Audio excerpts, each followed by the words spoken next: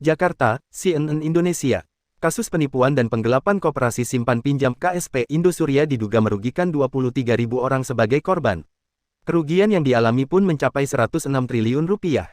Hal tersebut disampaikan Jaksa Agung Muda Bidang Pidana Umum Jampidum Kejaksaan Agung Kejagung Fadil Zumhana ketika memaparkan hasil laporan analisis HLA yang dilakukan Pusat Pelaporan dan Analisis Transaksi Keuangan PPATK.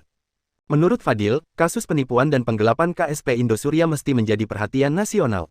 Pasalnya, belum tercatat dalam sejarah ada kasus yang merugikan masyarakat hingga angka 106 triliun rupiah. Ini kasus yang menarik perhatian nasional karena sepanjang sejarah belum ada kerugian yang dialami 106 triliun rupiah oleh masyarakat Indonesia, kata Fadil di Kompleks Kejagung, Rabu, 28/9.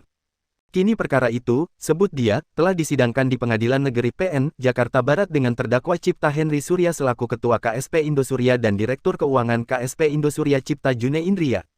Fadil menyampaikan penanganan perkara itu memang sempat tersendat saat pra-penuntutan. Namun, ia memastikan pihaknya berusaha melindungi korban dalam persidangan tersebut dengan mengungkap peristiwa pidana yang terjadi.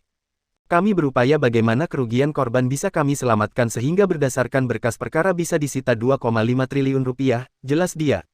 Tak hanya itu, ia juga meminta agar masyarakat lebih berhati-hati dalam memilih tempat berinvestasi. Karena saat ini banyak perusahaan yang justru merugikan masyarakat. Sementara itu, Kejagung juga meminta bantuan Komisi Pemberantasan Korupsi KPK untuk ikut memantau proses persidangan. Hal tersebut dilakukan agar proses yang dilakukan sesuai dengan peraturan yang berlaku. Kami minta bantuan dari KPK untuk mengikuti perkembangan persidangan perkara ini supaya proses yang dilakukan secara terbuka dan dapat dipertanggungjawabkan, transparan, dan secara yuridis sudah dibuat sesuai ketentuan hukum pidana, ujarnya. Dalam kasus ini, para tersangka didakwa dengan pasal 46 Undang-Undang Perbankan dengan ancaman pidana 15 tahun dengan kumulatif Undang-Undang Pencegahan Tindak Pidana Pencucian Uang (TPPU) dengan ancaman pidana 20 tahun. Sementara satu tersangka lainnya, yaitu Suwito Ayub masih berstatus buronan.